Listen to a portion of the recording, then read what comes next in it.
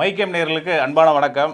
தொடர்ந்து தேர்தல் சம்பந்தமாக பல விஷயங்களை பற்றி பேசிக்கிட்டு இருக்கோம். இன்றைக்கி கூட விஜய் அவர்கள் வந்து சென்னையில் 3 தொகுதியில் வந்து பிரச்சாரம் மேற்கொள்கிறாரு. அப்புறம் வந்து ஸ்டாலின் அவர்கள் பேசினது, அப்புறம் இபிஎஸ் அவர்கள் பிரச்சாரத்தில் பேசினதுன்னு பல விஷயங்களை இன்றைக்கி சார்கிட்ட கேட்டு டீட்டெயிலாக டிஸ்கஸ் பண்ணலாம். சப்ஸ்கிரைப் பண்ணாதவங்க சப்ஸ்கிரைப் பண்ணிவிட்டு வீடியோ பாருங்கள். ஹை பட்டன் கிளிக் பண்ணாதவங்க ஹை பட்டன் கிளிக் பண்ணிவிட்டு வீடியோ பாருங்கள். மெயினாக ஸ்கிப் பண்ணாமல் லாஸ்ட் வரையும் பாருங்கள். வாங்க வீடியோக்குள்ளே போகலாம். வணக்கம் சார். வணக்கம். வணக்கம் சார். சார், டீலிமிட்டேஷனுக்கு எதிராக கண்டனம் தெரிவிச்சிருக்காரு விஜய். அதாவது இது வந்து விஜய் தாவேகா தலைவர் விஜய் நேற்று சிஎம் ரொம்ப பொங்கிட்டாரு. ஆமா, இன்னைக்கு இவரும் சொல்லியிருக்காரு சார். இது வந்து மத்திய அரசின் பாரபட்ச நடவடிக்கை அப்படின்னு சொல்லியிருக்காரு. அதுக்கு எதிராக சொல்லியிருக்காரு. அதுக்கு முன்னாடி நம்ம அந்த கேள்விகள் வாசகர்கள்ட்ட ஒரு லைவ் பண்ணலாம் அப்படின்னு பேசியிருந்தோம். அது கூட சில பேர் ஐடியா கொடுத்துருக்காங்க. அந்த இது மாதிரியே பண்ணுங்க, ஜூம் கால் மாதிரி பேசலாம். சனிக்கிழமை அதை வச்சுக்கலாம். இந்த விளம்பரத்தில் வர்ற நம்பர் கொடுத்துருப்போம் விளம்பரங்களுக்குன்னு. அந்த நம்பரில் இதில் ஒன்று மெசேஜாவோ வாட்ஸ்அப்பாவோ உங்களுடைய நம்பரை அனுப்புங்க. நம்பர், உங்கள் டீட்டெயில், பேர், நம்பர். அப்புறம் நாங்கள் ஆரம்பிக்கிற அன்றைக்கி சனிக்கிழமை உங்களுக்கு அந்த லிங்க்கை அனுப்பிச்சி வைப்போம். அந்த லிங்க்கை ஓப்பன் பண்ணி உள்ளே வந்து நீங்கள் கேள்வி கேட்கலாம். அதுக்கு நான் பதில் சொல்கிறேன். இப்படி வந்து லைவ் பண்ணலாம். இந்த லைவ் நல்லா போச்சுன்னா அது அப்படியே தொடர்ச்சியாக தொடர்ந்து கொண்டு போகலாம். வாரத்தில் 1 நாள் 2 நாள் இல்லை வீக்லி ஒன்ஸ் கூட கொண்டு போகலாம். இது இல்லாமல் நான் சொன்னது, சில பேர் கேள்வி கேட்டு அந்த வீடியோவாக எடுத்து அனுப்பிச்சி வைங்கன்னு. அந்த நம்பர்லேயே நான் அந்த விளம்பரத்துக்குன்னு கீழே வர அந்த நம்பர்லேயே டாக்குமெண்ட்டாக அந்த எடுத்த வீடியோவை அனுப்பிச்சி வச்சிங்கன்னா அதையே நம்ம போட்டு பதிலே சொல்லலாம். தொடங்கிறதுக்கு முன்னாடியில் நடுவில் அந்த மாதிரி பதிலை சொல்லுவோம். அதனால் வாசகர்கள் கேட்குறவங்க அந்த கேள்வியை கொண்டு போங்க, நல்லாயிருக்கும். இதில் நேற்று ஒருத்தர் கேட்டிருக்காரு கோத்ரா பற்றி உங்களுடைய அபிப்பிராயம் என்ன? இதில் என்ன அபிப்பிராயம்? மிகப்பெரிய அளவில் ஒரு படுகொலைகள் நடந்தது. எல்லோரும் எதிர்த்தார்கள், திமுகவையும் திருமாவளவனையும் தவிர. மற்றபடி நாடே கண்டனம் தெரிவித்தது. இதில் கொடுமையான விஷயம், பிரதமர் வாஜ்பாயே ரொம்ப வருத்தப்பட்டு சொன்னார், எந்த முகத்தை வச்சுட்டு நான் வெளிநாட்டுக்கு போவேன் அப்படின்ற அளவுக்கு அந்த இது நடந்தது.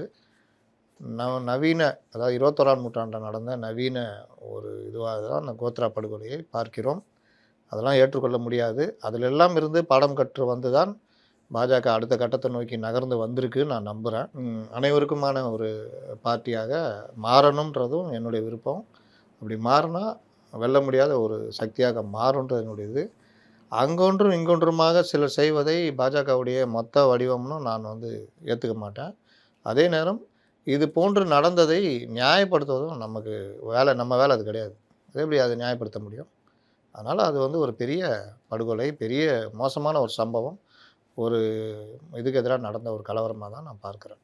டீலிமிட்டேஷன் சம்மந்தமாக நீங்கள் விஜய் பேசுகிறாருன்னு கேட்குறீங்கல்ல, டிஎம்கேவுடைய ரிப்ளிகா தானே நம்ம பல தடவை பதிவு பண்ணிட்டு வரோம்.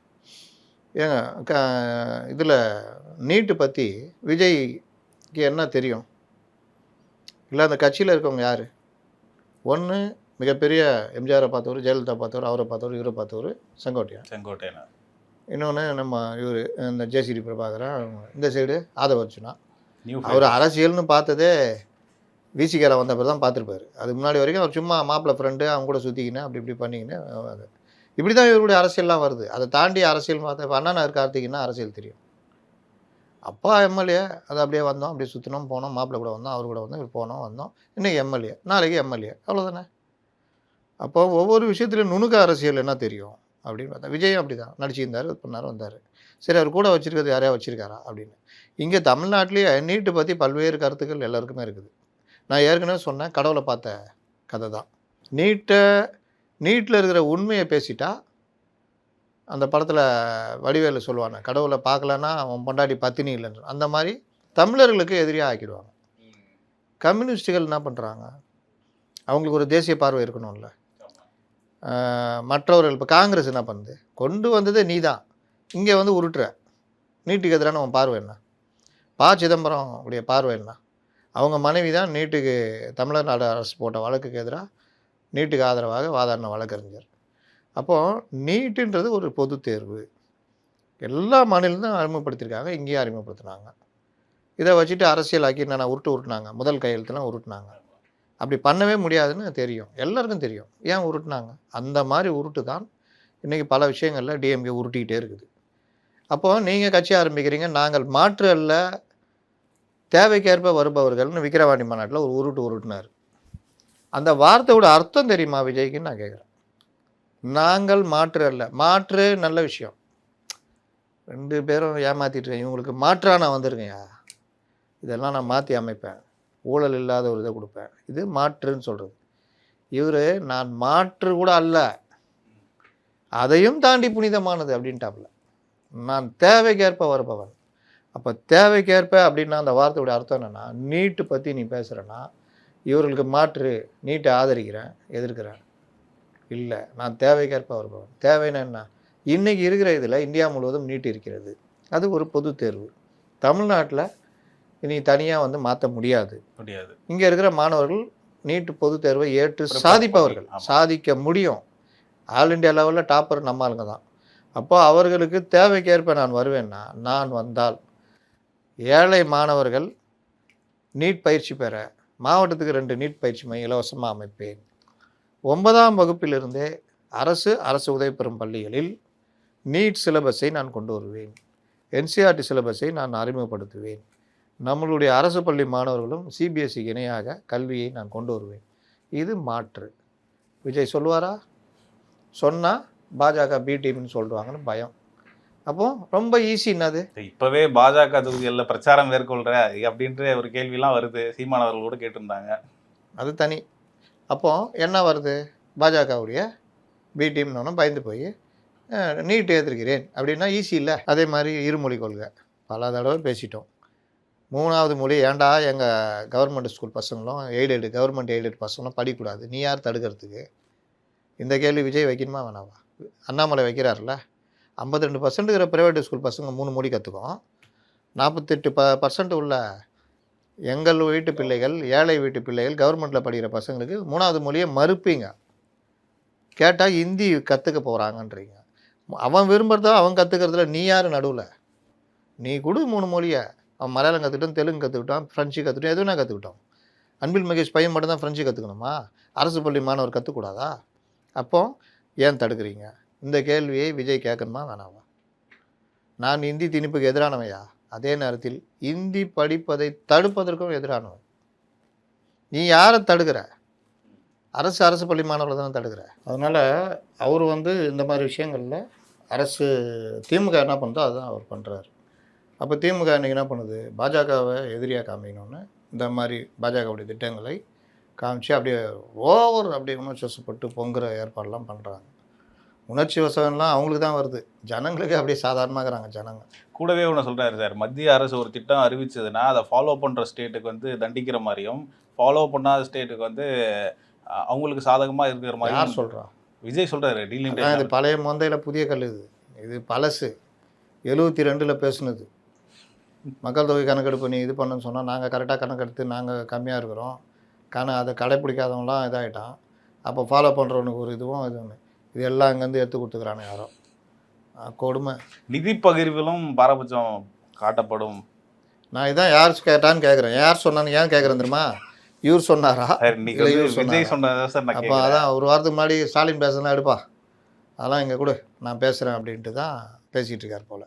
இங்கே வந்து மாநில தேர்தல் நடக்குது, எப்படி டைவர்ட் பண்ணி இவரையும் கூட்டு போயிட்டாங்க பாருங்க. தெரியுதா? இவரை அப்படி என்ன இங்கே இப்படி நிற்கிற, திரும்புடா அப்படின்னு திரும்ப, அங்கே பார், அப்படியே சண்டை போடு. இவருக்கு என்ன பையனா, அங்கே அடிக்கலைன்னு சொன்னால் பி டீம் சொல்கிறாங்கன்ட்டு அங்கே இப்போ அடிக்கிறாராம். சரி அடிக்க சொந்தமாக அடி, டீலிமிட்டேஷனில் என்ன பிரச்சனை இருக்குது இது அது பேசு, அதை பேசினா சிக்கலாகிடும். தேர்தல் நேரம் பார்த்தீங்களா டீலிமிட்டேஷன் ஆதரிச்சு பேசுகிறாரு அப்படின்னு சொல்லிடுவாங்க. அதனால் சரி பேசலைன்னா பார்த்தீங்களா டீலிமிட்டேஷன் பற்றி பேசலை, சரி என்ன தான் பண்ணி தொலைகிறது, எங்களை மாதிரியே பேசு அப்படின்னு. அந்த நிலைமைக்கு விஜய் தள்ளப்பட்டிருக்கா எல்லாருமே. இப்போ எடப்பாடி பழனிசாமி சொல்லியிருந்தா கூட சொல்லிட்டு போ அப்படின்னு அவர் வாட்டில் அவர் போயின்னுக்கிறார். சரி டீலிமிட்டேஷன் பற்றி விஜய் ஏன் பேசுகிறாரு, நம்ம உதயநிதி ஏன் பேச மாட்டேங்கிறாரு? ரொம்ப டைட் சப்ஜெக்டா இல்லை, அதை வந்து முதல்வர் கவனிக்கிறாரு, உள்ளூர் அரசியல உதயநிதி கவனிக்கிறாரு. இந்த காலில் விழுந்த படத்தை காமிக்கிறது திருநெல்வேலியில் திரும்ப காமிச்சிருக்கிறாரு. அதான் உள்ளூர் அரசியல். ஆமா சார். உள்ளூர் அரசியல்னா பேசினார் சொல்லுங்கள். எங்கேயாவது ஒரு டிஸ்ட்ரிக்டில் போய் ம். இந்த இதில் இங்கே இந்த பிரச்சனை இருக்குன்னு சொன்னாலே இவங்க தான் பிரச்சனைன்னு ஆகிடும். என்ன பேசுகிறாரு? மகளிர் உரிமை திட்டம், விடியல் பயணம், இந்த மாதிரி முன்ன எவ்வளோம்மா கொடுத்துருந்தாங்க? 1000 ரூபா. இனிமேல் 2000 ரூபா கொடுப்பாங்கம்மா. என்ன இதுவா? இதுதான். இதை தாண்டி என்ன இருக்குது? இவர் ஜெயிக்கலனா சாரி நான் ஜெயிக்கலனா கூட பரவாயில்ல, இவர் ஜெயிக்கணுமா? அப்போ எல்லாம் சேர்ந்து தோக்கடிச்சா பரவாயில்லையா?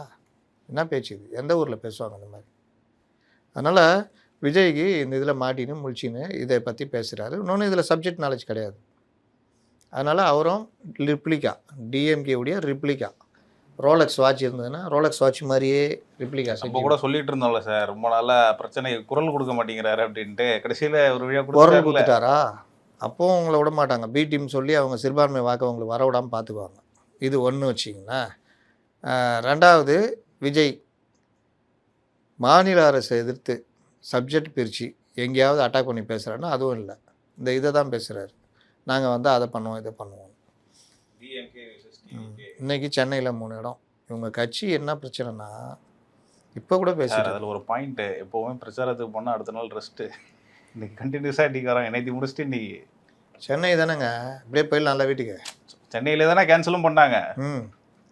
இது புஷி கோச்சிக்கார் அப்புறமா என்னன்னா அப்படி பண்ணிட்டேன் என்ன மட்டும் அப்படின்னு. அதனால் அந்த இதுக்கு வேறு. இதில் என்ன பிரச்சனைனா, இவர் நான் நேற்று சொல்லியிருந்தேன்ல, அது ரொம்ப வரவேற்பு. ரொம்ப பேர் ஏங்க கரெக்டுங்க நீங்கள் சொன்னது உண்மைதாங்க அப்படின்னு. மாவட்ட செயலாளர்களும் இந்த ஐடி விங்கி நம்மகிட்ட இருக்கிறதுலையே வாரியர்ஸ் தான் நம்ம அப்படிலாம் உருட்டினாங்கல்ல. எங்கேயுமே எதுவுமே இல்லை, ஒரு ஒருங்கிணைப்பே இல்லை. இப்போ 230 தொகுதி மாவட்ட செயலாளர் இது வேட்பாளர் போட்டாங்க. விஜய் ஜெயிக்கணும்னா பிரச்சாரத்தை கொண்டு போகணும். அப்போ யார் ஒர்க் பண்ணணும்? உடனே மாவட்ட செயலர் போய் வேட்பாளரை பார்க்கணும், மற்ற நிர்வாகிகள் பார்க்கணும், இந்த வாரியர்ஸ் டீமு ஐடி விங்க அதெல்லாம் பார்க்கணும், தேர்தல் பரப்புரையாளர், இதெல்லாம் சேர்ந்து ஒருங்கிணைச்சு தானே வேலை செய்யணும். ஆமாம். எங்கேயுமே இல்லை.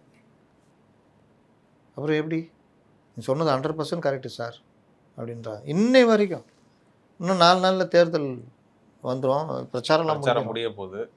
இன்னை வரைக்கும் யாருக்கு என்ன செய்யுதுன்னு தெரில. டோர் டு டோர் இன்னும் போகல. டிஎம்கே ஏடிஎம்லாம் எப்போ ஆரம்பிச்சிட்டாங்க டோர் டு டோர் போகிறதுக்கு. ஏடிஎம்கே கூட தடுமாறிட்டுன்றாங்க பல இடங்களில், வரவே இல்லைன்றாங்க சில இடங்களில். அதையும் அவங்க தான் பார்த்துக்கணும். அப்போது இந்த டோர் டு டோர் போகிறது, இந்த இது இப்போ அவங்கள செக் பண்ணுறது, இந்த இதெல்லாம் கட்சிக்காரங்க இறங்கி பண்ணணும். எங்கே எல்லா தொகுதியிலும் இல்லைன்னு சொல்ல மாட்டேன், ஆனால் இல்லை, வேட்பாளர் கூட ஒத்துழைப்பு இல்லை. அதேமாரி வேட்பாளர் மிரட்டி உருட்டி எதாவது கூப்பிட்டு போனால் தான் உண்டு. கேட்டால் எங்களுக்கு என்ன ஒரு மாவட்டத்தில் சொல்கிறாங்களாம், எங்களுக்கு அவர் கவனிக்கவே இல்லையா? அப்போ விஜய்லாம் ஜெயிக்க வேணாம், உங்களை கவனிச்சாதான் விஜய் ஜெயிக்கணும். உங்களை கவனிக்கலைன்னா விஜய் கெடுக்கட்டு போனால் எங்களுக்கு என்ன? இதுதான் விசுவாசமா? இதுதான் பிரச்சனை. அதனால் நீ விஜய் என்ன டக்கர் அடித்தாலும் அவர் வாங்குகிற அந்த வாக்குகள் தான் வாங்குவார், அந்த ஓட்டை தான் பிரிப்பார். இந்த ஒத்துழையாமை இல்லைங்கிறது விஜய் அவர்களுடைய கவனத்துக்கு போனதாகவும், அதை கலையும் விதமாக நாளைக்கு மாநிலம் முழுவதும் இருக்க நிர்வாகிகள்லாம் 16ஆம் தேதி அவர் சந்திக்கிறதாகவும் சொல்லியிருந்தாங்களே சார் நுங்கம்பாக்கத்தில். இன்னைக்கு என்ன தேதி? இன்னைக்கு 15. நாளைக்கு சந்திக்கிறாரா? அப்படிதான் செய்திகள் ஏதாவது செய்திகள் வந்திருக்கு. அவங்க இதில் ஏதாவது போட்டிருக்காங்களா? புஷி ஆனந்த் அறிவிப்பு கொடுத்து நாளைக்கு வாங்கன்னு சொல்லியிருக்காரா? இல்லை சார், அவங்க சைட்லேருந்து எதுவும் சொல்லல. அவர் இது சொல்கிறதா இருந்தாலும் ட்விட்டரில் தான் சொல்லுவோம், பார்த்துக்குவாங்கன்னு சொல்லுவார். தெரில எப்படி இருக்குது நிலமை. கூப்பிட்ருக்காருன்னு சொன்னாங்க, நான் கூட சொன்னேன் கடைசி டைமில் கேன்சல் பண்ண கூட செய்வாருங்க. 2 நாள் உழைச்சிட்டார்ல, நாளைக்கு கேன்சல் பண்ணிட்டா என்ன பண்ணுவீங்க? சரி, 4 நாள் தானே சார் இருக்கு, இன்னும் 4 நாள் கூட தொடர்ந்து உழைக்க முடியாது. நான் என்ன கேட்குறேன், அறிக்கை விடுங்க, பேசுங்க. அந்தந்த மாவட்டத்தில் நான் நிற்கிறேன்னு ஏற்கனவே நான் சொல்லியிருக்கேன். இன்னைக்கு நான் நினச்சி நான் ஜெயிக்கணுன்றதை நினச்சி ஒர்க் பண்ணுங்கள். உங்களுடைய குறைகள் எதாக இருந்தால் நம்ம தேர்தலுக்கு பிறகு பார்த்துக்கலாம். இப்போதைக்கு நம்ம ஜெயிக்கணும், அது ஒன்று தான் குறிக்கோள். ஒவ்வொரு தொகுதியிலும் நான் நிற்கிறதா நினச்சி மாவட்டத்திலேருந்து எல்லோரும் இறங்கி ஒர்க் பண்ணணும். ஒர்க் பண்ணாதவர்கள் பற்றி ரிப்போர்ட்டு எடுத்துக்கிட்டு இருக்கிறோம். ஆஃப்டர் எலெக்ஷன் எந்த தொகுதி என்ன பிரச்சனையோ அதுக்கு உரிய விலையை ஒவ்வொருத்தரும் குறுக்க நேரிடும். இது அவர் மிரட்டினார்ல, தொகுதியில் தோத்தா மாவட்ட சில பதவி இருக்காதுனார்ல ஸ்டாலின். இங்கே அது பிரச்சனை இல்லை, இறங்கி பேசுவாங்க, பண்ணுவாங்க, போய்கிட்டு இருப்பாங்க.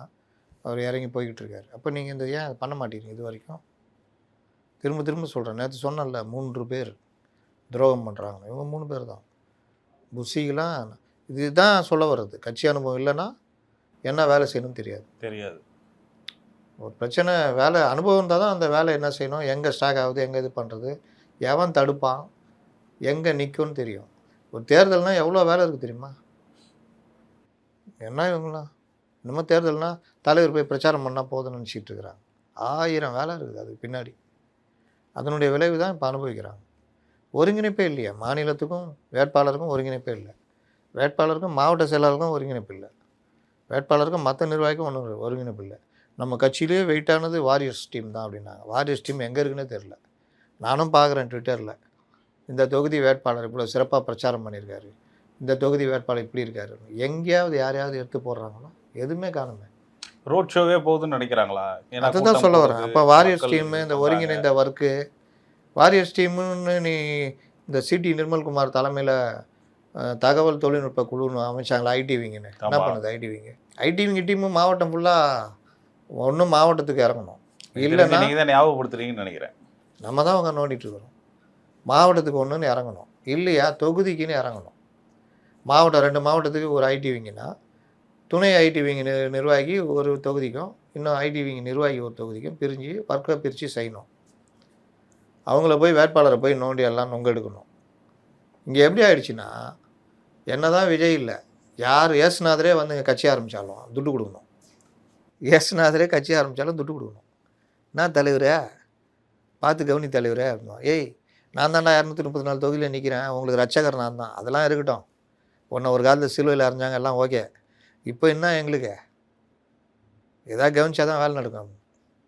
இல்லை அந்த ராமச்சந்திரமூர்த்தியை வந்து இறங்கினாலும் தலைவரை அந்த வில்லை கூட எவ்வளோ மதிப்பு இருக்கும், கிரீடம் பரவாயில்ல கொடு, கிரீடத்தை கொடுன்னு கேட்பாங்க.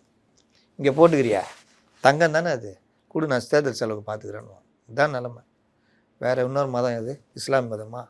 முகமது நபியே வந்தாலும் என்ன விட்டுட்டானா, ஏய் எங்களை மட்டும் சொல்கிறேன்னுவாங்களா? அதனால் முகமது நபியே வந்தாலும் அல்லாஹு அக்பர் அப்படின்ட்டு தலைவரே, அப்புறம் நமக்கு அல்லாஹ் அக்பர் ஓக்க தலைவரை கீழே செலவு பண்ணோம்ல, பார்த்து கவனிங்க அப்படின்வாங்க.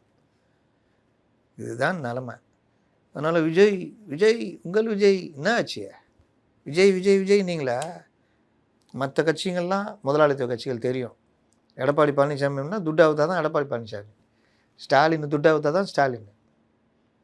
அப்போது இங்கே நீங்கள் விஜய் உங்கள் விஜய் அவருக்கு தானா வருது, அதெல்லாம் வருது, கீழே வராங்க அப்பல் கட்ட தொண்டர்கள் இருக்கிறான். நிர்வாகி அவன் திமுகவில் காங்கிரஸில் பாஜக இருக்கிற மாதிரி தானே இருக்கிறான்.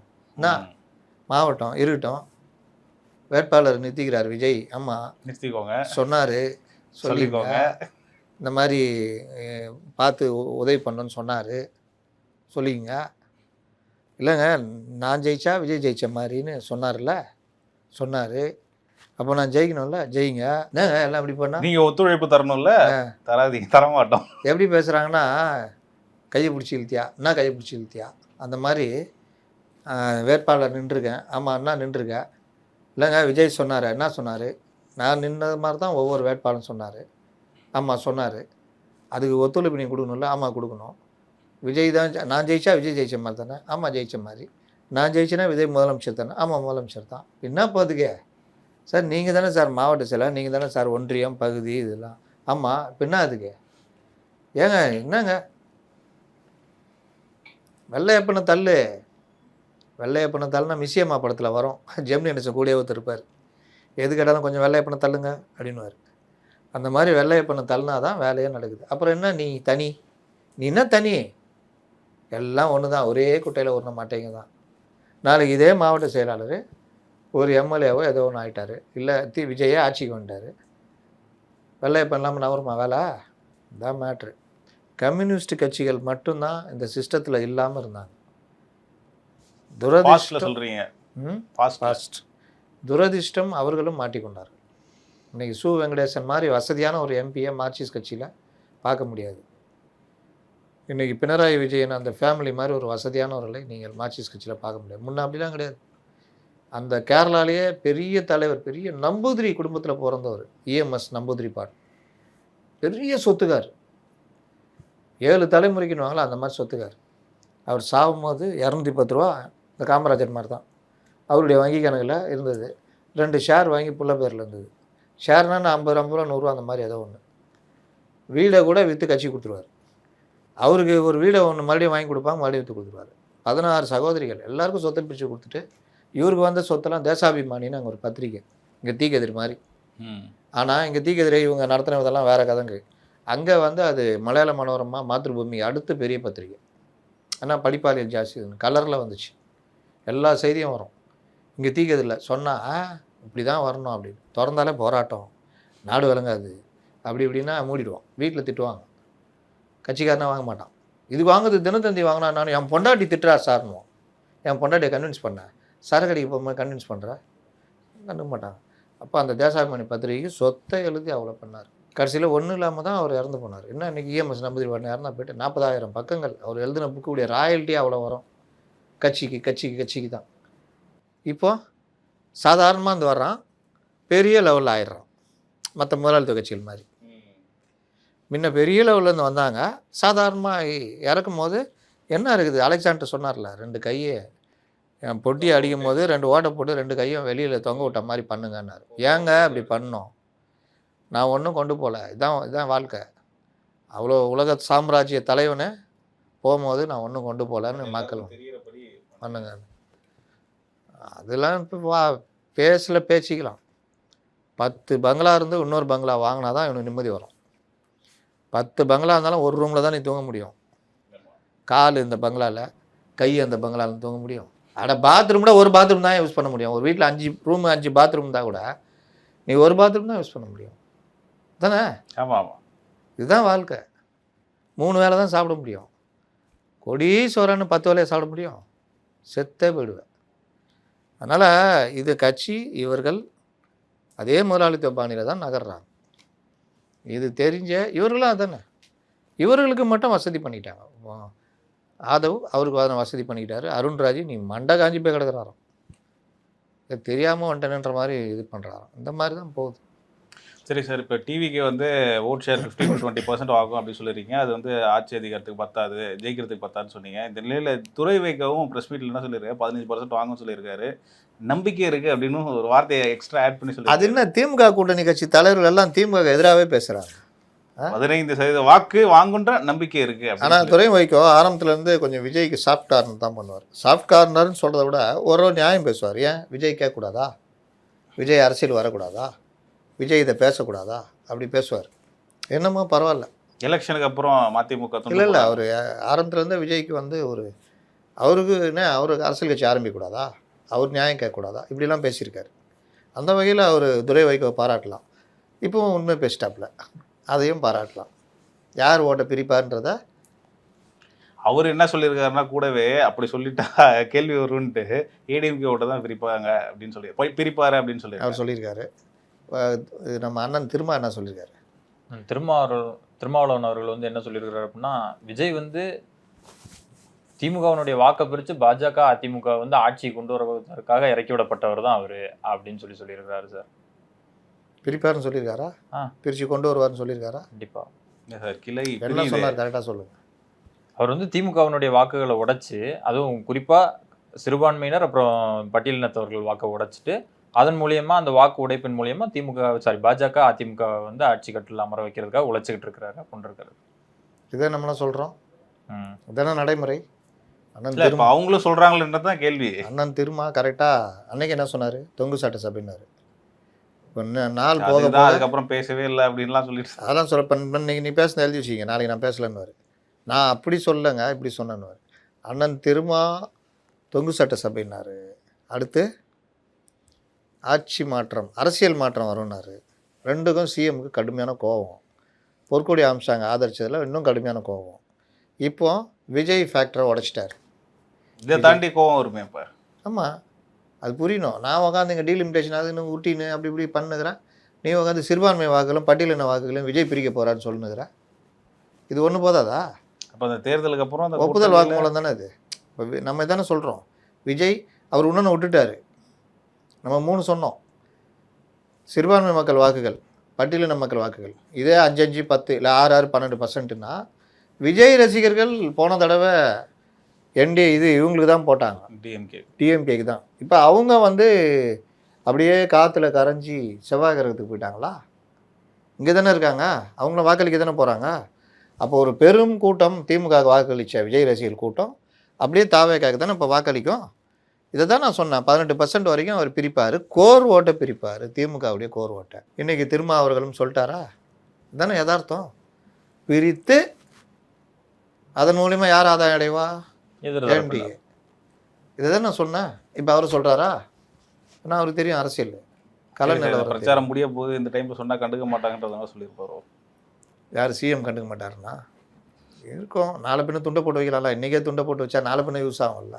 சிஎம் பிஸியாக இருக்கிறாரு சார் டீலிமிட்டேஷன் ப்ராசஸோட. இன்னைக்கெல்லாம் சொல்லியிருக்காரு தடுத்த தீர்வும் கருப்பு கொடி எந்த வேண்டிய நேரம் வந்துருச்சு, நீங்க கூட விளையாண்டுகிட்டு இருக்கீங்க அப்படின்னு இருக்கிறாரு சார். வெள்ளை கொடை கொண்டு போனீங்களா, அதை மடக்கி வச்சுட்டு கருப்பு கொடையை தூக்குங்க. கருப்பு கொடையா கொடையா? கொடி கொடி பிடிக்க இவர்களுக்கு ஏற்றின கருப்பு கொடியெலாம் தான் பார்த்தோமே. மதுவிலக்கு கொண்டு வா, டாஸ்மாகை மூடுன்னு எல்லாம் வீட்டில் நின்னாங்க, ஞாபகம் இருக்கா? அதுவும் கொரோனா டைம்ல நின்னாங்க, நான் கட்டிட்டுலாம் நின்னாங்க. அப்படியே ஏப்பா தள்ளி நின்றா, டேய் கொரோனா ஒட்டிக்கு போகுது போடா அப்படியா, 10 அடி அப்படி இப்படிலாம் நின்னாங்க, ஞாபகம் இருக்கா? வந்து என்ன பண்ணாங்க? பாட்டிலுக்கு 10 ரூபா எக்ஸ்ட்ரா கடை, FL2, அப்புறம் எந்த நேரமும் கிடைக்கிற மாதிரி ஏற்பாடு.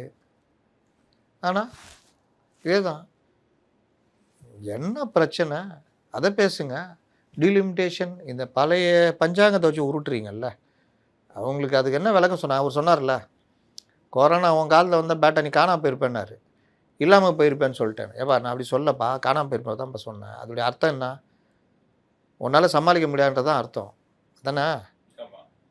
ஆனால் என்ன, நான் இல்லாவிட்டாலும் என் திட்டங்கள் இருக்கும் அப்படி இப்படின்னு. தலைவரை ரொம்ப அழுவாதீங்க, அவர் அந்த அர்த்தத்திலே சொல்ல அப்படின்னாலும் அதான் சொன்னார், அந்த அர்த்தத்தில் தான் சொன்னேன் அப்படின்னு.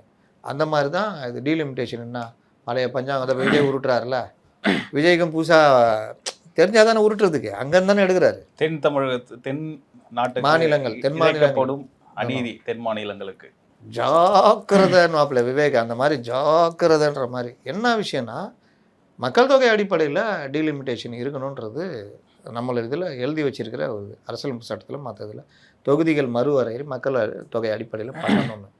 ஆனால் இந்த மாதிரி அநியாயம் பண்ணுவாங்கன்னு யாருக்காவது தெரியுமா? நீ குடும்ப கட்டுப்பாடு கொண்டு வந்தால் நம்ம கரெக்டாக இருந்துட்டோம். அவன் அங்கே பார்த்தா 5-10ன்னா என்ன வருது? 15 கோடி 7 கோடி இருந்ததுன்னு 22 கோடி ஊப்பி. அதில் வேறு பாஜகவுடைய சதி. டேய் 2014 தான்டா வந்தான் உள்ள. அங்கே ஆட்சிக்கு வந்தது 2017 என்னமோ தான். அதுக்கு முன்னாடிலாம் யார் சதி? ஏன்னா குழந்தை பெற்றுக்கிறதுல கூட வாடா சதி. காங்கிரஸ் ஆட்சி தானே அங்கே இருந்தது. அப்போ யார் சொல்லு? 71லேருந்து 2017 வரைக்கும் மக்கள் தொகை பெருக்கிறதுக்கு யார் காரணம்? அவனை கேட்டால் என்ன சொல்லுவான்? சார் அவங்கவுங்க வீட்டில் அவங்கவுங்க அப்பா அம்மா தான் சார் காரணம், நீங்கள் என்ன சார் பாஜக காரணம் காங்கிரஸ் காரணன்றீங்க. அப்போ அந்த விழிப்புணர்வை ஏற்படுத்தாதது யார்? பீகாரில் யார் ஆண்டா? குஜராத்தில் யார் ஆண்டா? 2002 வரைக்கும் யார் ஆண்டா? அப்போ இந்த மாதிரி விஷயங்கள் எல்லாம் வசதியாக எல்லாத்தையும் மறைச்சிக்கிறது. நீட்டு யார் கொண்டு வந்தா? டீலிமிட்டேஷன் யார் கொண்டு வந்தா? FCR யார் கொண்டு வந்தா? இந்தியை யார் திணிச்சா? பிஜேபி பற்றி பேசும். ரைட்டு. டீலிமிட்டேஷனில் இந்த விஷயத்தை மக்கள் தொகை அடிப்படையில் பார்த்து பிரித்தா நம்ம கண்டோம். இதை 72லேயே நம்ம எதிர்த்துருக்கோம். கலைஞர்லேருந்து எல்லாரும் எதிர்த்துருக்காங்க, தென் மாநிலங்கள்லாம் எதிர்த்தாங்க. அன்றைக்கி ஒரு ஏற்பாடு பண்ணாங்க, இல்லைங்க அந்த அடிப்படையில் இல்லை பண்ண மாட்டோம் அப்படின்னு. 2001 அது வரும்பொழுது வாஜ்பாய் டீலிமிட்டேஷன் குழுவில் பொன்முடி, யார் மிஸ்டர் கோல்டன் ஹேர், வாயால் கட்டு அமைச்சர், அவரெல்லாம் அந்த டீலிமிட்டேஷன் குழுவில் இருந்தார். அப்போது என்ன முடிவெடுக்கிறாங்க? இந்த நிலை அடுத்த 25 ஆண்டுகளுக்கு அப்படியே தொடரட்டும், தொகுதி மறுவரையை மட்டும் பண்ணாங்க. இப்போ மக்கள் தொகை 3 மடங்கு அதிகமாக போச்சு, பிரிச்சே தீரணும். 10 லட்சம் 15 லட்சத்துக்கு ஒரு MP இருந்தால் அவன் என்ன கவர் பண்ண முடியும்? அப்போ அதை பிரிக்கணும். என்ன பண்ணலாம்? இப்போவும் அதே பிரச்சனை. இந்த வேலை பண்ணனா நாங்கள் கண்டமாயிடுவோம், பிரதிநிதித்துவம் இல்லாமல் போயிடும். தென் மாநிலங்களுக்கு அங்கே போய் பேசுறதுக்கு ஈஸியாக தட்டி விட்டு போயிடுவாங்க, எந்த சட்டம் எது வந்தாலும். ஏன்னா மெஜாரிட்டி உங்களுக்கு இங்கே இந்த தென் மாநிலம் மாதிரி அங்கே இது கிடையாது. பாஜக தான் பெரும்பாலும் வரும், இல்லை காங்கிரஸ் வந்தோன்னா காங்கிரஸ் வரும், அவர்களுக்கு நல்லா. அப்போது எங்களுடைய அந்த இது ஈக்குவேஷன் இருக்கணும் கரெக்டாக அப்படின்றப்போ இப்போவும் இவர்கள் சொல்கிறது இல்லை நாங்கள் பண்ணலை, மக்கள் தொகை அடிப்படையில் நாங்கள் பண்ணலைங்க. 50% ஒரு வகையான கிராஜுவலாக எல்லாருக்குமே, அதாவது 543 888 அப்போ 60% வரைக்கும் உயர்த்தி ஆகணும்னா இந்த இதை வந்து நாங்கள் ஒரு கிராஜுவலாக தான் உயர்த்த போகிறோம். அப்படி உயர்த்துறோன்னா 40 பாண்டிச்சேரியோட சேர்த்து தமிழ்நாடுக்குன்னா 50%னா ஒரு 20 ப்ளஸ் 40 + 20 60. அங்கே ஒரு 85னா ஒரு 43, அப்போ 128. இந்த மாதிரி ஒவ்வொரு ஸ்டேட்டுக்கும் அந்த இதுக்கு ஏற்ற மாதிரி 50%. அப்போ எந்த வித பாதிப்பும் இருக்காது, அதே பிரதிநிதித்துவம் தான் இருக்கும். அதே நேரம் நீங்கள் பார்த்தீங்கன்னா இப்போ மாநிலங்களுக்கு நிதி பகிர்வு கூட மக்கள் தொகை அடிப்படையில் ஊப்பி கொடுத்ததெல்லாம் இப்போ 1-1.5% குறைச்சிருக்காங்க. தமிழ்நாட்டுக்கு மற்ற இதுக்கு வந்து பொருளாதாரம் மற்ற விஷயங்கள்லாம் கணக்கிட்டுலாம் நிதி பகிர்வு நடக்குது. ஆனால் இவங்க நிதியே கொடுக்கலன்னு ஊட்டிகிட்டு இருக்கிறாங்க. இது இல்லாமல் பல்வேறு அமைப்புகள் அடிப்படையில் இந்த டீலிமிட்டேஷனை கொண்டு வரதுக்கான முயற்சிகள் போகுது. இப்போதைக்கு இதுதான் அவரோட ஐடியா. ஆனால் இவங்க என்ன சொல்கிறாங்க, டீலிமிட்டேஷன் சம்மந்தமாக மசோதாவே வரக்கூடாதுன்றாங்க. அது எப்படி? நீங்கள் இப்போ அந்த இருக்கிற காலம்லாம் நீங்கள் சமோசா சாப்பிட்டுட்டு போராடிட்டு இது பண்ணிகிட்ருப்பீங்க. அப்போல்லாம் இந்த விஷயத்தெலாம் நீங்கள் எதாவது பேசியிருக்கலாம்ல. டீலிமிட்டேஷனுக்கு மசோதா வந்தால்தான் அதில் வந்து மக்கள் தொகை கணக்கெடுப்பு நடந்து 27 ஆரம்பிக்கிறது 29 ஆகிடும். அதுக்குள்ளேயும் தேர்தல் வந்துடும். தேர்தல் முடிஞ்சு 30 வருதுன்னா மக்கள் தொகை கணக்கெடுத்ததை ஸ்க்ரூட்னைஸ் பண்ணணும். அதுக்கு ஒரு 30-31 போயிடும். 31 அதுக்கு பிறகு இதை வைத்துக்கொண்டு டீலிமிட்டேஷன் குழு அமைப்பாங்க. அந்த குழு இந்தியா முழுவதும் சுற்றுப்பயணம் செஞ்சு கருத்துருவு எல்லாம் பண்ணி அது வரதுக்கு ஒரு 2 வருஷம் தான் ஆகிடும். அந்த குழுவில் எல்லா கட்சிக்காரங்க தான் இருக்க போகிறாங்க. அதற்கு பிறகு டீலிமிட்டேஷனை கொண்டு வந்து அந்த குழு அறிக்கையை பார்லிமெண்ட்டில் வைப்பாங்க. அது ஒரு விவாதம்லாம் நடத்தி அதற்கு பிறகு தான் டீலிமிட்டேஷன்றதுடைய வடிவமே இறுதியாகும். இதுக்கே 2033-35 ஆகிடும். இப்போ உட்காந்துட்டு தொட்டுப்பார் 60 திமுகன்னா 60 திமுகன்னா 60 திமுக. அன்னைக்கு திமுகவில் இபிஎஸ் அவர்கள் வந்து ஒரு கமெண்ட் சொல்லியிருக்காரு, கலைஞர் ஆட்சியில் இருந்தப்ப இவர் வந்து மதுரைக்கே போனதில்ல, இவர் எப்படி சொல்றாரு அப்படின்னு கேட்குறேன். ஆமாம், அங்கே மதுரையில் ஒருத்தர் இருந்தார் இவருக்கு எதிரானவர். அதனால் மதுரை அந்த சிற்றரசர் அங்கே பாண்டிய மன்னர், இவர் கொங்கு மன்னர், கலைஞர் சோழ மன்னர், இப்படி பிரிச்சுக்குவாங்க. யார் பட்டத்து இளவரசர்னு போட்டி ரொம்ப நாள் நடந்தது. திமுக வந்து யார் ஆரம்பித்தது, யார் பட்டத்து இளவரசர்னு போட்டி. அதனால் 60களில் போட்டியே இல்லாத திமுக, எல்லோரும் தலைவர்கள். தம்பி வா தலைமை ஏற்கவான்னு 62ல் அண்ணா வந்து நாவலருக்கு பதவி கொடுத்தாரு. ஏன் நான் தான் ஆரம்பித்தேன், நான் தான் தலைவர்னா நான் ஓகேன்றாங்க. ஏன் அவர் இல்லை? 67ல் திமுக ஆட்சி பிடிக்கும் போது பொதுச் செயலாளர் வந்து நெடுஞ்செழியன், அண்ணா கிடையாது. அப்போ அந்த மாதிரி ஒரு ஜனநாயகம் அங்கே இருந்தது. அண்ணாவோடு சேர்த்து 50 தலைவர்கள். 13வது இடத்துல இருந்த கலைஞர் கூட 2nd 3rd பிளேஸ்க்கு வர்ற அளவுக்கு ஒரு ஜனநாயகம் அங்கே இருந்தது. யார்கிட்டையாவது துட்டு இருந்ததா? 67ல் பதவி ஏற்றப்போ நாங்கள் என்ன கதியில் இருந்தோன்னு கலைஞர் நெஞ்சுக்கு நீதியில் எழுதியிருப்பார். அவர் பையன் படிச்சிருப்பாரா? அதை மாலை வாங்க காசு இல்லை, என்ன பண்ணுறதுன்னு அண்ணாட்ட கேட்டேன். என்கிட்டையும் காசு இல்லை, என்ன பண்ணலாம்? சரி, காசு கொடுக்குறவர் ஹாஸ்பிட்டலில் இருக்கிறாரு. யார்? 3 லட்ச ரூபா கொடுத்துருக்காரு எம்ஜிஆர். அந்த அடிப்பட்ட குண்டு அடிப்பட்டதுலையும் 3 லட்ச ரூபா கட்சி நிதி கொடுத்தாரு. 3 லட்ச ரூபா, 100 ரூபா பவுனு கணக்கு போட்டுங்க. இவர் துடிக்க வாங்கினாலும் 3 லட்ச ரூபா இவங்க மாநிலம் ஃபுல்லாக கலெக்ட் பண்ண முடியாது. அந்த மாதிரி கொடுத்துருக்காரு அமௌண்ட்டு. ஜெயிச்சோன்னா அவர் என்ன பண்ணுறதுன்னு யோசிக்கிறாங்க. எலுமிச்சப்பழம் வாங்கிக்கிறாங்க, ஒரு 10-15 எலுமிச்சப்பழம் மாலை வாங்கிறது கூட வழி இல்லாமல் இருந்த திமுக தலைவர்கள், திமுக இன்றைக்கி எங்கே இருக்கிறாங்க? மாலத்தீவில் இடம் வாங்குற அளவு இருக்கிறாங்க. அவ்வளோ பெரிய கார்ப்பரேட்டுகளாக இன்றைக்கி தலைவர்களாக மாறி இருக்காங்க. இவர் சொல்கிறார் 60 திமுகன்றார். அப்புறம் எலுமிச்சப்பழத்தை எடுத்துக்கிட்டு நண்பருடைய வாகனத்தை ஒன்று வாங்கிக்கின்னு நான் அண்ணா எல்லாம் போனோம். ராஜாஜியை பார்த்து ஆசி வாங்கினார். நான் வந்து என் கையில் இருக்கும் எலுமிச்சப்பழத்தை அவரிடம் கொடுப்பேன், அவர் பேசிக்கொண்டே அவர்கள் கையில் கொடுப்பார். இப்படி எழுதியிருப்பார், போய் படித்து சொல்லுங்கள். அப்போ இந்த மாதிரி நிலமையில் இருந்தது தான் அது. அதுக்கப்புறம் ஆட்சிக்கு வராங்க. அது படிப்படியாக வளர்ச்சி அடைஞ்சு இன்றைக்கி இந்த அளவு வளர்ச்சியில் இருக்காங்க. இந்தியாவிலேயே பணக்கார கட்சினா இது ஒன்று. பெரிய அளவு ட்ரஸ்டி இதெல்லாம் வச்சுருக்க கட்சி. 60களில் ஒரு கருத்தரங்கம் நடத்தினா 3 நாள் நடத்துவாங்க. வண்டி கட்டிக்கிட்டு எல்லாம் சாப்பாடெலாம் கட்டு வந்து தங்கி மாநாடு நடக்கும். கம்யூனிஸ்டுகளும் அது மாதிரி நடக்கும், இதுவும் நடக்குது. நாங்களே திருச்சி மாநாடு நடத்தியிருக்காங்க, போயிருக்கோம். 2 நாள்லாம் நடந்தது. அந்த 60 நடக்கிறதுல NS கிருஷ்ணன், KR ராமசாமி, சிவாஜி கணேசன், எம்ஜிஆர், இந்த இவர்களுடைய நாடகங்கள்லாம் கூட நடக்கும். கலைஞர் நாடகத்தில் நடிச்சிருக்கார், பெண் வேஷம் போட்டுலாம் நடிச்சிருக்கார். அப்போ இந்த மாதிரி நாடகங்கள் இதெல்லாம் நடக்கும்.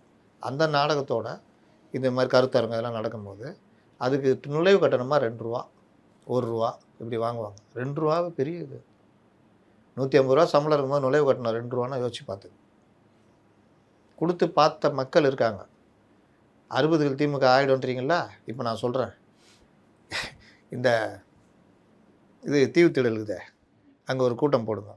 ஒரு பெரிய என்ன சொல்கிறது, நான் ஒரு நண்பர்கிட்ட இப்போ பேசியிருந்தேன், அது அவர் சொன்ன பதில் தான் பெரிய ஹைலைட்டு. பெரிய ஒரு மாநாடு போடுங்க, 2 நாள் மாநாடு. ஸ்டாலின் முழங்குகிறார், உதயநிதி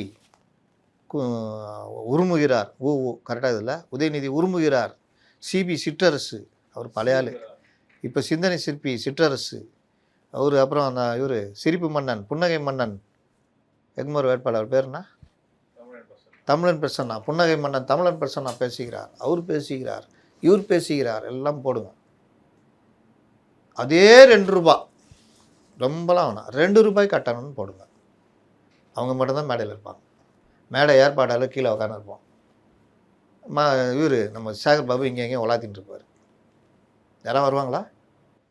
எப்படியா போகிறவங்க கூட பார்ப்பான், அண்ணா ஐயோ சிற்றரசே பேசுகிறாரா, இவர் பேசுகிறார், சரி சரி உள்ளே என்ன எங்கே வர்ற, உள்ள 2 ரூபா 2 ரூபாவா வரம்பா.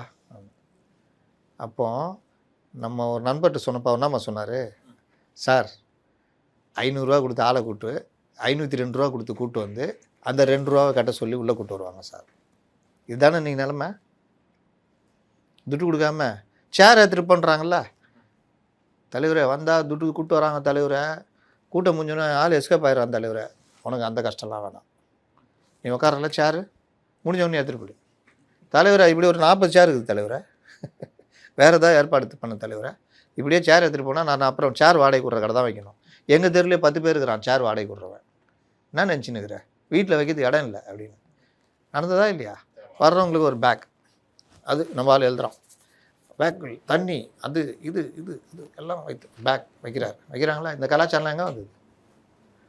இதுதான் நீங்கள் திமுகன்னு சொல்ல, எல்லா முதலாளித்துவ கட்சி இன்றைக்கி இப்படி தான், துட்டு கொடுத்தா தான் வருவான், சம்பாதிக்கிறல்ல கொடு வரேன் அப்படின்னு. அதனால் இந்த மாதிரி நிலமையில் வந்துக்கிட்டு இவர் இந்த சவால் விடுறதெல்லாம் டீலிமிட்டேஷன் இதுதாங்க.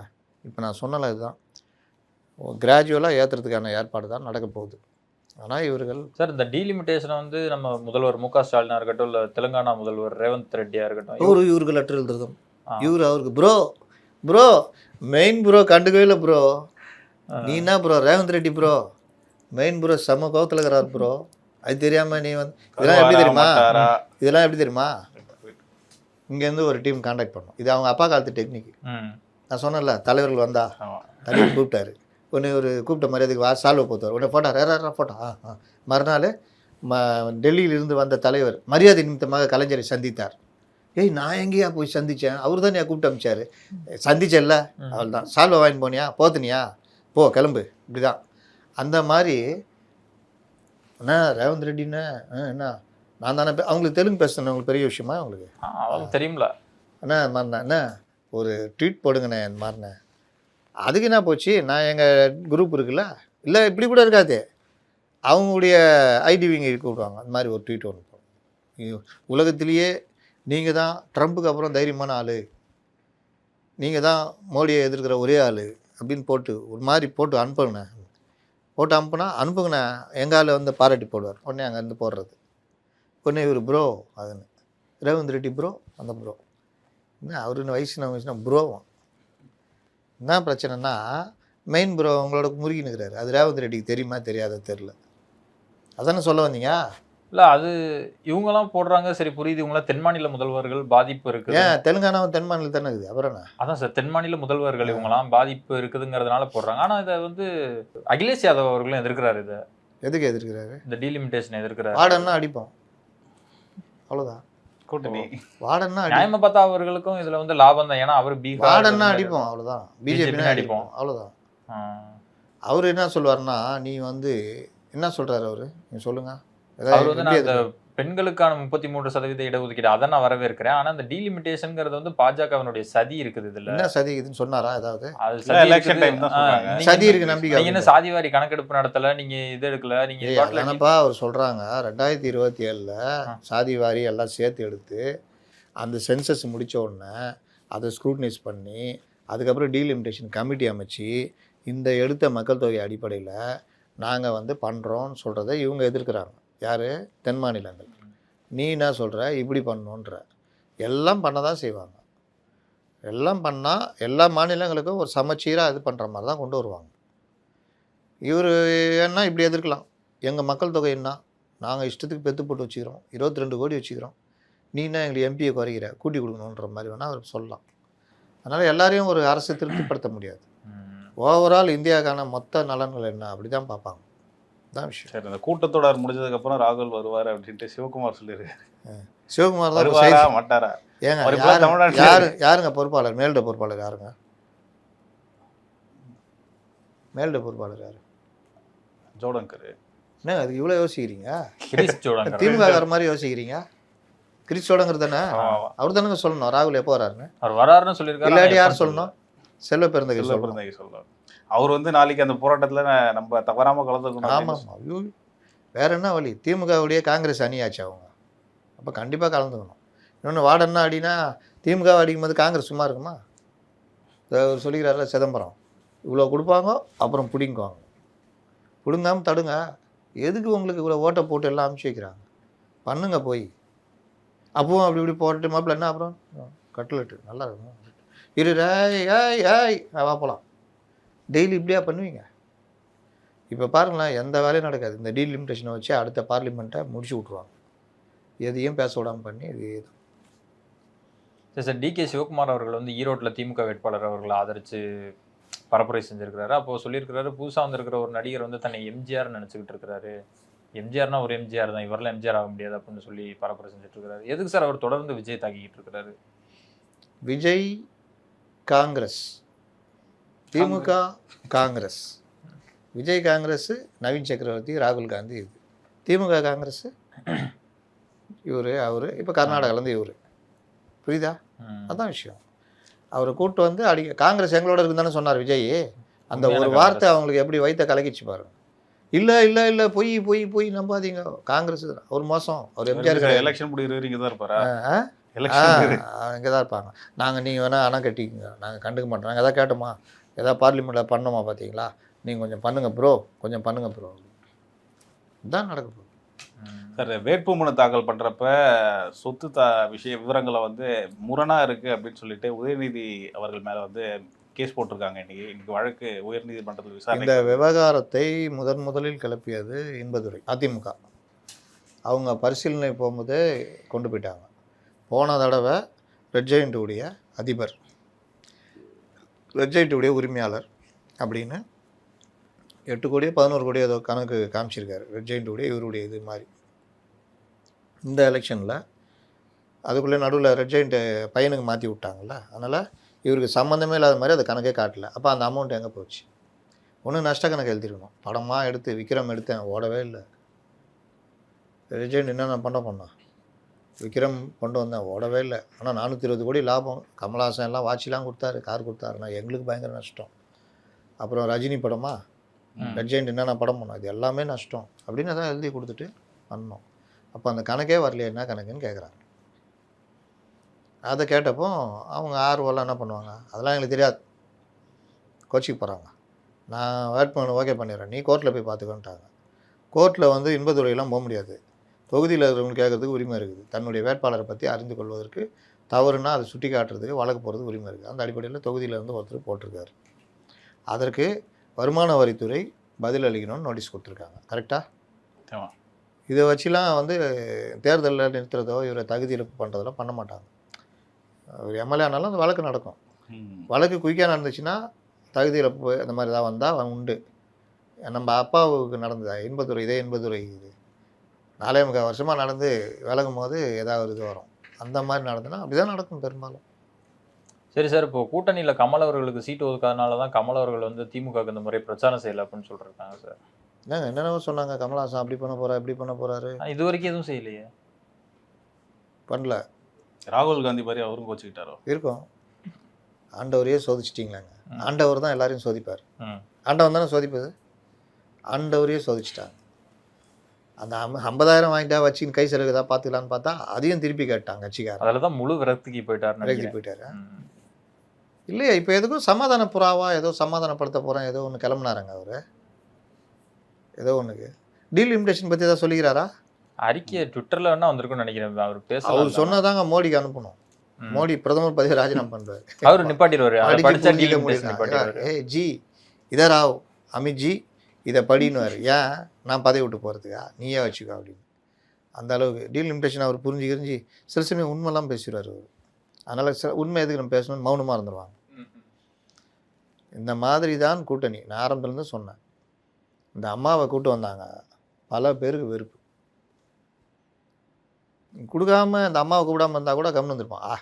8 தொகுதியா வாங்கிட்டோம்ல அப்படின்னு இவர் நம்ம மிஸ்டர் பீன் காப்பாற்றுமா எல்லாத்தையும் அப்படியே அப்படி இப்படின்னு அப்படி அந்த மாதிரி திரும்ப காமிச்சிருப்பாப்புல. சண்முகம் 8, வீரபாண்டி 8 அப்படின்னு இங்கே இப்படி தூக்கணுன்னா திரும்ப 10 + 1 கம்முன்னு வச்சுட்டு உக்காங்க. இவ்வளோ வருஷமாக இருக்கிறேன். 2.3 சண்முகம், நீங்கள் 2.5. அதனால தான் உங்களுக்கு 5 சீட்டு. 2.3 அப்போது 8 சீட்டு. உங்களோட நான் ஜாஸ்தி கம்மியாக இருந்தாலும் வாங்கிட்டேன் பார்த்தீங்களா. அங்கே 0.5 0.4 0.3 எவ்வளோ 10 சீட்டு இருக்குது. அந்த வெறுப்பு எல்லாம் சேர்ந்து முட்டிக்கிட்டு நிற்குது. பேட்டா ஒரு இடத்துல கூட தேமுதிக பண்ணக்கூடாதுன்னு அங்கேயும், பேட்டா ஒரு இடத்துல கூட விசிக ஜெயிச்சிடக்கூடாதுன்னு யார் தேமுதிக இல்லை திமுகலையும் முடிவு பண்ணிட்டாங்க. பேட்டா ஒரு இடத்துல கூட காங்கிரஸ் ஜெயிக்கூடாதுன்னு இவங்களும். இந்த மாதிரி இதில் வேறு பாவம் நடுவில் ஐயுஎம்எல்லாம் மாட்டின்னுக்கிறாங்க. எப்போ பார்த்தாலும் நீ சீட்டு வாங்கி நின்றுக்கிற. கொஞ்சம் மெஜாரிட்டி முஸ்லீம்ஸ் இருந்தால் உடனே இவங்களுக்கு ஊத்துறது. அப்போ நாங்கள் என்ன காலம் பூரா உழைச்சோம் என்ன பண்ணுறது. பட் அந்த இடம் எல்லோரும் போடுங்கடா, தாவேக்காக்கு போடுங்கடா, இவன் தோத்தா தான் அத்து நம்ம கட்சிக்காக நம்ம சீட்டை கொடுப்பான். இப்படி போகுது. அதனால் முட்டி அங்கங்கே போர் வெளியே நடக்கலை. பார்க்குறதுக்கு பார்த்தா பெரும் படை இருக்கிற மாதிரி, லாங் ஷாட்டில் பார்த்தா அப்படியே பெரும் படை இருக்கிற மாதிரி இருக்குது. அப்படியே ஜூம் பண்ணி உள்ளே போனால் ஒவ்வொருத்தரும் உள்ளே சண்டை போட்டு குத்தினுக்கிறாங்க. இதான் நடக்குது. சரி சார், இன்னைக்கு முதல்வர் அவர்கள் வந்து அவசரமாக எம்பிக்கள் கூட்டத்தை வந்து டீலிமிட்டேஷனுக்கு தான் இந்த தடவை வந்து என்ன நல்லா இருக்குதுன்னு கேட்பாரு. சம்சா தலைவர் கட்லெட்டு ஓவர் லெவலு அது மட்டும் தான் விவாதிச்சிருப்பாங்க நினைக்கிறீங்களா? டீலிமிட்டேஷன் விட்டு விடாதீர்கள் அது இதுன்னு. அதில் சில பேர் திறமையை காட்டுவான்ல, பழைய கதையெல்லாம் எடுத்துகிட்டு வருவான். மக்கள் தொகை கணக்கெடுப்பு ஆகவே நின்று பார்த்திலன்னா, ஏய் நித்யா தெரியும் அதெல்லாம், நம்ம வெளியே உருட்டுறது நீ இங்கே உருட்டின்னுக்கிற எல்லாம் பேசணும். முதல்வர் கடுமையாக சொல்லிவிட்டார், வந்து கடுமையாக எதிர்ப்போம், போய் வெளியே போய் சொல்லுங்கள் போங்க அப்படின்னு அனுப்பிச்சி விடுவோம். வேற என்ன. ஒரு 8000 ரூபா கூப்பன் நாடகத்தினால ஒரு மன்னஜனூரில் ஒரு பெண் இறந்தது வந்து அதுக்கு வந்து விஜய் அவர்கள் வந்து கண்டனம் தெரிவிச்சிருக்காங்க. இந்த நாடகத்தை வந்து மக்கள் என்ன மண்ணுளி பாம்பா இல்லை ரைஸ் புல்லிங்கா நீங்கள் இஷ்டத்துக்கு பண்ணுறீங்க அப்படின்ற மாதிரி கண்டனம் தெரிவிச்சிருக்காரு. 8000 ரூபா டோக்கன்றது இவர்கள் வந்து வரம்பு மீறி பண்ணிக்கிட்டு இருக்காங்க. தேர்தல் ஆணையமும் இதை பெருசாக பண்ணல. அதிமுக கூட சொல்லியிருக்கு, தேர்தல் ஆணையம் அறிவிச்சிருக்காங்க இந்த மாதிரி இதெல்லாம் பண்ணக்கூடாது அப்படின்னு சொல்லியிருக்காங்க. நோய் என்ட்ரியில் போயினாங்கிறாங்க. என்னங்கன்னு கேட்டால் நோய் என்ட்ரியில் போகக்கூடாது. ஏங்க போயினாங்கிறாங்க, போகக்கூடாது தான் நான் சொல்லிட்டேனே அப்படின்றாங்க. நீ வேணால் போய்க்கணும் தான் அதுக்கு அர்த்தம். அப்போ இவங்க என்ன சொல்கிறாங்க, ஏடிஎம்கே நாங்களும் 10,000 ரூபா டோக்கன் கொடுக்கட்டுமா, ஃப்ரிட்ஜ் டோக்கன் கொடுக்கட்டுமான்னு. ஆக மொத்தம் இந்த தேர்தல் ஆணையம் படுமொக்க நல்லா தெரியுது.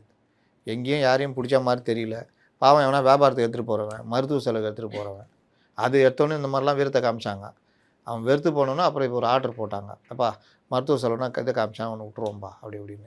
இதுதான் நடக்குது. இதனால் என்ன ஆகுதுன்னா தேர்தல் ஆணையம் ஒர்க்குன்றது ஒரு பெரிய இது மாதிரி தெரியல. 8000 ரூபா எல்லா வீட்லேயும் கொண்டு போய் கொடுக்குறாங்க. இந்த டோக்கனை வச்சுக்கின்னு ஒரு 2-3 பேர் கிளம்பி போயிட்டுக்கிறாங்க. வாங்கம்மா வாங்க அத்தான் என்ன வேணும், ஃப்ரிட்ஜ் பார்க்கலான்னு இருக்கிறோம். ஃப்ரிட்ஜா நம்ம மேல் மாடியில் இருக்குது, என்னென்ன ஆகுது எல்லாம் இருக்குது. இந்த ஃப்ரிட்ஜு 12,000 ரூபா. 12,000 ரூபா சொல்கிறாண்டி, 2 டோக்கனு 16,000 ரூபா இருக்குதுல்ல.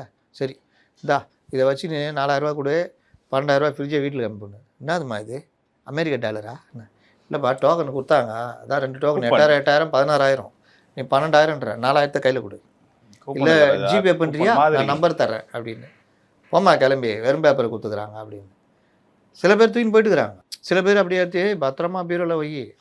என்னம்மா ஆஃப்டர் எலெக்ஷன் கொண்டு போய் கொடுத்தீங்கன்னா கார்டு கொடுத்தாருல சிஎம், இந்த கார்டை எடுத்துகிட்டு வந்தீங்கன்னா நேராக என்ன பார்க்கலான்னு அந்த மாதிரி இது அப்படின்னு இப்படிலாம் உருட்டுறாங்க. இதை தேர்தல் ஆணையமும் கேட்க மாட்டேங்குது. இப்படி தான் போகுது. அப்போ என்ன தான் நடைமுறை? மக்களை வந்து ஈஸியாக ஏமாத்துறது. 8,000 ரூபா நாங்கள் இந்த டோக்கன் வச்சுக்கிங்க. இவங்க சொன்னது ஒன்று கண்ணே 8,000 ரூபா டோக்கன் தான். அதுவும் முதல்வர் உருட்டி கிட்டி பார்த்தாரு, சூப்பர் ஸ்டாரு எங்கே போனால் அந்த பாட்டை பாடியிருந்தார் தெரியுமா? அடா 2 மணி நேரத்தில் பாட்டை மாற்ற பாட வேண்டியதானே? ஏன் இந்த உங்களுக்கு பிடிச்ச இந்த அனிருத் சன் பிக்சர்ஸ் படம் லேட்டஸ்ட்லாம் வந்துருக்குதே, ஹுக்கும், அதெல்லாம் பாட வேண்டியதானே? வரி புரியாது. பழைய பாட்டு தான் வரி புரியும். சூப்பர் ஸ்டாரு யாருன்னு கேட்டாங்க, இதை பாடியிருந்தார். பார்த்துன்னே இருந்தாங்க. அப்போ இவங்களே முதல்வரே நம்ம இப்படி பண்ணலாம், ரைட்டு டோக்கனே கொடுத்துருவோம் அப்படின்னு உருட்டி பண்ணுறாங்க. அதுவும் சாயம் வெளுத்து போகுது. அந்த மணச்சநல்லூர் என்ன விவகாரம் எனக்கு தெரியாது. ஏன்னா தற்கொலை காரணம் இதுன்னு அந்த பொண்ணு ஏதாவது எழுதி வச்சுருந்தால் அது ஓகே. ஆனால் அந்த உறவினர்கள் இந்த மாதிரி திட்டினதுனால தான் தற்கொலை பண்ணிக்கிறது, சம்மந்தப்பட்டவனை கைது பண்ணுன்னு சாலை மறியெல்லாம் பண்ணியிருக்காங்க. இவர்கள் தேர்தல் நேரத்தில் எந்த அளவுக்கு இவர்கள் நடந்துக்கிறாங்கன்றதுக்கு இதெல்லாம் சாட்சி. பல இடங்களில் விரட்டி அடிக்கப்படுகிறார்கள், வெளியேற்றப்படுகிறார்கள். இது அமைச்சர் முதற்கொண்டு நேற்று நம்ம பேசின மாதிரி அந்த பத்திரிகைகள் முதற்கொண்டு எல்லாம் இப்போ எழுத ஆரம்பிச்சிட்டாங்க. இந்த திருமாவளவனே சொல்லிட்டார்ல, இதுதான் இன்றைக்கி நிலைமையாக போய்கிட்டு இருக்கு. இதற்கு இடையில தான் வந்து மோடி அவர்கள் நீ கன்னியாகுமரி வந்திருக்காரு. லாஸ்ட் டைமே சொல்லியிருந்தோம் அவர் வந்தது ஒன்றும் பெருசா வெளில தெரியல அப்படின்னு சொல்லியிருந்தோம். இப்போ தெரிஞ்சுதா? அதுதான் சொல்றேன், தெரியல என்ன பண்றது? அந்த லட்சத்தில் அவர் திட்டிட்டுலாம் போனார்லாம் வேற சொன்னீங்க. ஆமாம், எல்லாத்தையும் வாங்கிட்டு இந்த காதில் வாங்கிட்டு இந்த தலைவரை இந்த தடவை நாங்கள் சம்மந்தமாக தீவிரமாக டிஸ்கஸ் பண்ணுகிறோம், நீங்கள் வர்றதை எப்படி பிரபலப்படுத்துறதுன்னு. அதுக்குள்ளேயே மறுபடியும் வந்துட்டீங்க தலைவரை அப்படின்னு சொல்லியிருப்பார். அவ்வளோதாங்க இவங்க லெவலு. இதுக்கு போய் 27 சீட்டு அப்படி இப்படின்னு உருட்டுறது. நீங்கள் குறைந்தபட்சம் தொலைக்காட்சிகளையாவது விளம்பரம் கொடுக்கணுமா வேணாமா? மோடி வர்றாருன்னு ஏதாவது எங்கேயா பார்த்தீங்களா? திறந்தாலே ஸ்டாலின் தொடரட்டும், தமிழ்நாடு ஜெயிக்கும். நயினார் ஏதோ ஒரு பேட்டி கொடுத்தாரு, நாளைக்கு வராரு அப்படின்ட்டு. ஆமாம், அவர் பேட்டி அப்படியே பார்த்து எல்லாரும் ஐயோ அப்படியே போடுறாரு, ரிப்பீட் போடுறாரு. இதுதான் இன்னைக்கு பாஜகவுடைய நிலைமை. அவங்கள கேட்டா சொல்லுவாங்க, அவங்க ஜெயிக்கிறது அவங்களே விரும்பலையோ? அவங்களால முடியல. நம்பிக்கை இல்லை. அதான் நம்பிக்கையின்மை தானே அங்கே வரும். முடியாததான் நம்பிக்கையின்மை உருவாக்கும், நம்பிக்கையின்மை தான் முடியாத உருவாக்கும். இதை சார்ந்தது, இதை சார்ந்தது. சரி சார், இப்போ ராணிப்பேட்டையில் நம்ம ஏற்கனவே பார்த்தா தந்தை மகனுக்கு இடையில வந்து திமுகவில் வந்து வேட்பாளருக்கான போட்டி போயிட்டு இருந்துச்சு. அதுக்கப்புறம் உள்ள பல சர்ச்சைகள் இருந்துச்சு. அதை தொடர்ந்து இப்போ டி நகர் வேட்பாளரை வந்து அவங்க அண்ணன் மகனுக்கு வந்து வேட்பாளர் கொடுத்ததுனால அவர் தன்னோட அதிருப்தியெல்லாம் வந்து காணொலி போட்டு வெளியிட்டு. நான் என்ன கேட்குறேன், ஜெயிச்சது 127 ஓட்டு. இந்த 5 வருஷத்தில் என்ன பண்ணீங்க நீங்கள்? அங்கே ஜெயிக்கிற மாதிரி நீங்கள் ஏதாவது பண்ணி இவர் தான் செல்வாக்கானவர்னா ஓகே, என்ன பண்ணீங்க? பலன்னு இருக்கிறாரு, மேக்கப் போட்டு சினிமாவில் நடிக்க போகலாம் அந்த மாதிரி இருக்கிறாரு. போன தடவையே அன்பழகம் பையனுக்கு தான் கொடுக்க வேண்டியது. ஏன்னா வாரிசு கட்சி தானே, அப்பானா பிள்ளைக்கு தான் கொடுப்பாங்க, அப்படி தானே வரும். அவர் கொஞ்சம் வயசு இது கொஞ்சம் அதுன்னு பார்த்துட்டு இவர் கொடுத்தாங்க. இவர் அதை காப்பாற்றிக்கல. இந்த தடவை பையன் ஓரளவுக்கு லெவல் வந்துட்டாருனோன்னா இந்த இளைஞரணி கோட்டா ஏதாவது ஒரு கோட்டாவில் கொடுத்துருப்பாங்க. நியாயப்படி நீங்கள் அவர் சப்போர்ட் பண்ணி தானே ஒர்க் பண்ணணும். உங்கள் குடும்பத்தில் ஒருத்தர் தானே. ஏன் உயிரே கொடுத்தாருப்பா அவங்க அண்ணன், செத்து போனார்ப்பா கொரோனாவில். கட்சி பணியில் கொரோனா பாதித்து தான் இறந்து போனார். அவருடைய ஒர்க்கு எந்த அளவுக்கு பேசப்பட்டது, ஜெய அன்பழகனுடைய ஒர்க்கு. நீங்கள் என்ன அதில் ஒரு கருணாநிதினா யாருன்னு தெரியுமா? எங்கேயாவது டி நகர் எம்எல்ஏ கருணாநிதி அப்படின்னா யாருக்காவது தெரியுமா? அப்போ உங்களை மாற்றிட்டு இப்போ அன்பழகன் பையனுக்கே கொடுக்குறாங்க. அவன் அன்பழகன் யாரோ எப்படியே வாங்குறாங்க. அன்பழகனுடைய தியாகத்துக்காவது இந்த பதவி பையனுக்கு எம்எல்ஏ பதவின்றது கொடுக்கலாம். ஜெயிக்க போகிறது இல்லைன்னு வச்சுக்கோங்க. அதுக்கே இவ்வளோ பிரச்சனை. இதில் இவர் பிரச்சாரம் பண்ண மாட்டாராம். தயவு செய்து வந்துடாதீங்கன்னு இருப்பாங்க. இன்னொன்று இவர் கட்சியிலேருந்து எல்லா பொறுப்புலேருந்து விலகிட்டார். அப்புறம் நான் இவர் போய் பிரச்சாரம் பண்ணுறது. இது எல்லாம் பதவியும் பணமும் அப்பா புள்ளன்னு கூட பார்க்காது. இது சித்தப்பா பையன். அப்போ பின்ன எப்படி தான் இருக்கும். இதில் பேட்டி வேறு, இந்த பத்திரிகையில் வேறு எடுத்து போட்டுக்கிட்டு இருக்கிறாங்க. ட்வீட்லாம் கூட போட்டிருந்தீங்க, அமைச்சர்களோட தொகுதி வந்து கேள்விக்குறி அப்படின்ட்டு. ஆமாம், அது நான் அன்னைக்கு கூட பேசணும்ல, மன்னார்குடியெலாம் எப்படி பிரச்சனை. அதாவது அமமுக பிரிஞ்சதுனால ஒரு மன்னார்குடியில் ஜெயிச்சார். இந்த தடவை வந்து பல அமைச்சர்கள் தோற்பது உறுதி அப்படின்றத சொல்கிறாங்க. அதனால் போக போக இன்னும் அண்ணன் விஜய் பார்த்து கொள்வார், தம்பி விஜய். இல்லை சார், ராமதாஸ் அவர்கள் சொன்ன மாதிரி போக போக புரியும். ஆமாம், அவர் அன்றைக்கே சொல்கிறார் போக போக தெரியும்னு. அதனால் இது போக போக தெரியும். இன்னும் ஒரு 5 நாள் தானே. இவங்க எவ்வளோ கோபமாக கர்ண கடூரமாக மாறுறாங்கன்றதை வச்சே நீ கண்டுபிடிச்சிடலாம். அவர் பாருங்கள், பிரச்சாரம் பண்ணுனா மறுபடியும் அந்த படத்தை கையில் தூக்கிட்டார் பாருங்கள். அவர் நினச்சினுக்கிறாரு இதை காட்ட காட்ட எடப்பாடிக்கு ஓட்டு போய்டும்னு. இதை காட்ட காட்ட உங்களுக்கு தான் மரியாதை போயிடும். அது புரியல. ஏன்னா அவங்களுக்கு புரியாது. ஒருத்தன் கெட்ட வார்த்தை பேசியே திட்டினுக்கிறான் வச்சுக்கிங்க, அவன் நினச்சிக்குவான் நம்ம கெட்ட வார்த்தை பேசுனால அந்த தெருவில் இருக்கிறவங்களாம் நம்மளை பார்த்து பயப்படுறாங்கன்னு, நமக்கு வந்து மரியாதை கொடுக்குறாங்க. போகும்போது அண்ணே வணங்கினேன்னுவான், நம்மளை வேறு திட்ட போகிறான் அப்படின்னு வணங்கினேன் அப்படின்ட்டு போவான். அது மரியாதை நினச்சிக்குவான். மனசுக்குள்ளே அண்ணன் வணங்கினேன்னுவான், மனசுக்குள்ளே வேறு இவனை கூட கெட்ட வார்த்தையில் திட்டிட்டு போவான். அது என்னன்னா அவன் மரியாதை நினச்சிக்கிறான். மரியாதை கிடையாது. இந்த ஊரில் கவுன்சிலர் இவங்கலாம் திரிவானுங்க பார்த்துருக்கீங்களா? பார்க்குறதுக்கு கவுன்சிலர் ஒரு வந்து எடுத்தவொன்னே அடிச்சிடுவாருப்பா அவர் மரியாதைன்னு. ஆனால் உள்ளுக்குள்ளே என்ன மாதிரி கேவலமானவன் திட்டிகிட்டு இருப்பான். அதனால் இது எல்லாமே வந்து இவருக்கு பேக் ஃபயர் ஆகும் ஸ்டாலின், உதயநிதிக்கு. அது அவருக்கு தெரியல. நான் வந்த புதுசில் சொன்னேன்ல, கலைஞரின் பேரன் அப்படின்னு உங்களை பார்க்குறாங்க. நீங்கள் வந்து அதற்கேற்றாறு போல் உங்களுடைய ஸ்பீச் இருந்துச்சுன்னா நல்லாயிருக்கும். நேரடியாக உதயநிதி ஸ்டாலினிடம் அவரது நண்பர் மூலியமாக சொல்லி, அடுத்த கூட்டத்தில் பாருங்கள் நான் எப்படி பேசுகிறேன்னு சொல்லிட்டு அவர் சொல்லிவிட்டு பேசினார். அடுத்த கூட்டம் நல்லா பேசினார். அதுக்கப்புறம் பழைய குருடி கதவு தோடின்னு. இப்போ எந்த அளவுக்குன்னா இந்த எண்டுக்கு போயிட்டார். இப்போ அவருக்கு யார் சொல்லுவா? சொல்கிறது கேட்குற இடத்துலையும் அவர் கிடையாது. அதனால் அவருக்கு நேரடியாகவே சொன்னோம். நீங்கள் உங்களை கலைஞரின் பேரன்னு சொல்கிறாங்கன்னா அந்த லெவலுக்கு உங்கள் இதை கொண்டு வந்துருங்க அப்படி. எங்க மீண்டும் ஒரு நேர்காணலை சந்திப்போம். நன்றி சார். நன்றி.